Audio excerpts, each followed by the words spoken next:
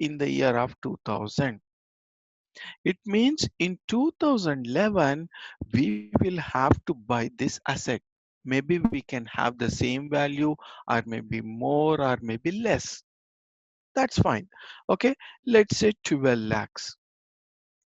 In 2011, it is 12 lakh. Now, if I want to procure 12 lakhs in the year of 2011, it means I will be spending a huge amount on the plant. 12 lakhs, I will have to spend huge amount. What happens if I procure the plant in the year of 2011? It means my liquidity cash, most of the liquidity cash will be will go for this procurement 12 lakhs. So we will be under a financial crunch. If 12 lakhs dollars, we are spending just for the procurement of plant, then the firm will be under a financial crunch, cash crunch. To avoid that, what is the best option we will have to do? So for that reason, there is a concept called depreciation. This is the reason why we are keeping the depreciation. So what we will do here? So what I'll do, 10 lakhs is my asset value and it works for 10 years, so that I'll keep 1 lakh aside every year. I'll keep 1 lakh dollar aside. So when I'm providing the depreciation, the entry going to be like this: debit depreciation, credit provision for depreciation, provision for depreciation. So this provision is what we are providing. We are keeping 1 lakh dollars every year aside.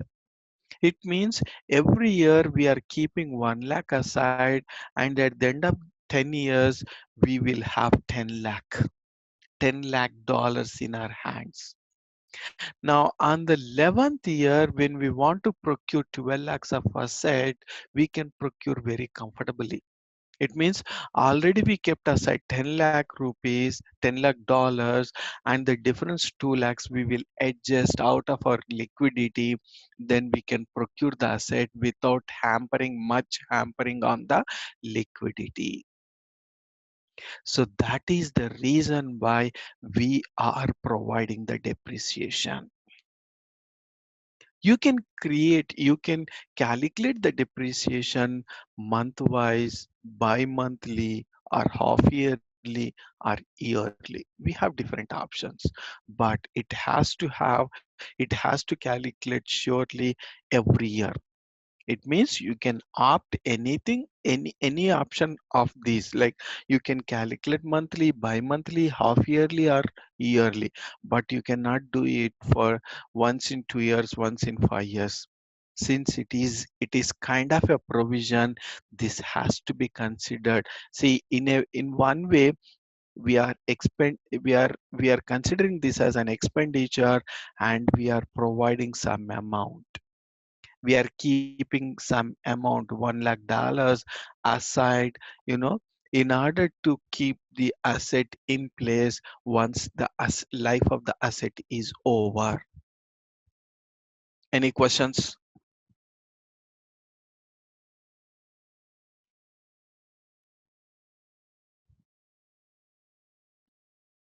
Okay, so this is mainly the this is the main reason why every organization provides the depreciation. So as I mentioned, these types of the transactions that we will be doing. Now coming to the SAP fixed assets, it has an organization structure. Okay, assets organization structure. Okay, on the top we will have a chart of depreciation. Important terms, I would say: depreciation, chart of depreciation. I would say important terms. First is chart of depreciation. The chart of the depreciation, it's nothing but a chart of accounts. I mean, not exactly the same, but what the chart of account says, chart of account says all the GLs, whatever the GL you are creating, you will be creating within the chart of accounts. It means chart of account holds all the GLs. Am I right? So when you go here in the configuration, you can see that. So here in GL accounts, master data, GL accounts, preparations, and here we are creating a chart of accounts, assigning it a company code. And what this chart of account says, this chart of accounts will have all these account groups. Okay, the chart of accounts will have all these account groups, and using these account groups we will create GL accounts, and all these GLs are part of the chart of accounts. It means chart of accounts will hold all the GLs created in it. Okay, all the GLs created in it. Similarly, what is chart of depreciation? All the depreciations will be there under the chart of depreciation. If you see over here, yeah, if you see over here,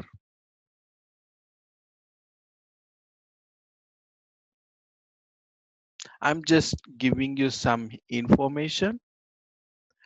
Okay, so these are the depreciations that it holds. All the depreciations will run based on this chart of depreciation.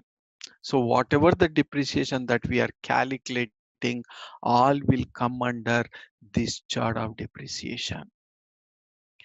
This chart of depreciation is linked to our company code. Okay, this chart of depreciation is linked to our company code. So this way, the chart of account will be linked to our company code. Similar, this is similar to that of chart of accounts. In the chart of accounts, we have done the similar activity. We have created the chart of accounts.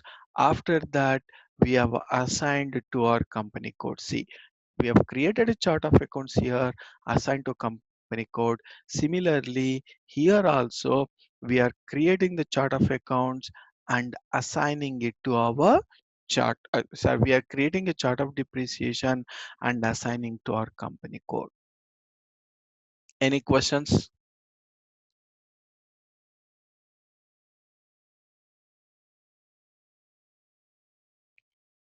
Okay. Now the next we have is the asset class. Okay. There are two more important points that we need to discuss. The next we have is asset class, and the next we have one more called account determination. Right. What is this asset class? Now let's say we have assets in our business area. We have assets like furniture, okay, computer, we have some mouse, we have some plant, we have some machinery, we have some buildings, okay, we have some open land, or just we can say land. These are the different assets we have. We may have multiple furnitures, we may have multiple computers. Computers may have laptops, desktops, or could be anything. Our mouse, plant, we may have multiple plants, we may have multiple machinery, we may have office building, uh, plant, I mean the factory building, we may have lands in different areas. Okay, so each of these categories are nothing but asset class.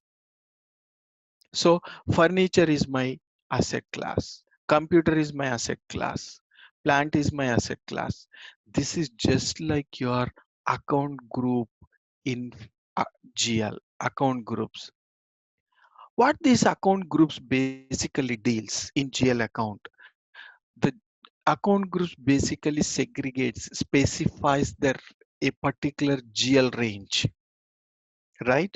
In the account group, we have given a range. It means if I say expenses 4 lakhs to 4 lakh 99 999, so that range it specifies. So similarly, the asset class also will specify a separate range of, the GLs. Furniture, we may have all furniture may start with one series, computer may start with the two series, mouse will start with the three, plant will have three, four, five, or easily you can recognize. I'm seeing the number of the asset number. I'm saying asset number. I'm not saying account.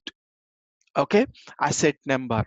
So for the moment I see one series, immediately I can say that it is something relating to furniture. The moment I see five series, I can say it is something relating to machinery. These are all my asset numbers, similar to that of vendor numbers, customer numbers. These are not my GL accounts. These are numbers, and these numbers will have a GL account that is called reconciliation GL. It is similar to that of our the vendor customer. This is just similar to that of our vendor and customer. In vendor and customer also we have seen, right, the reconciliation account. So similarly we have the same reconciliation account for GL.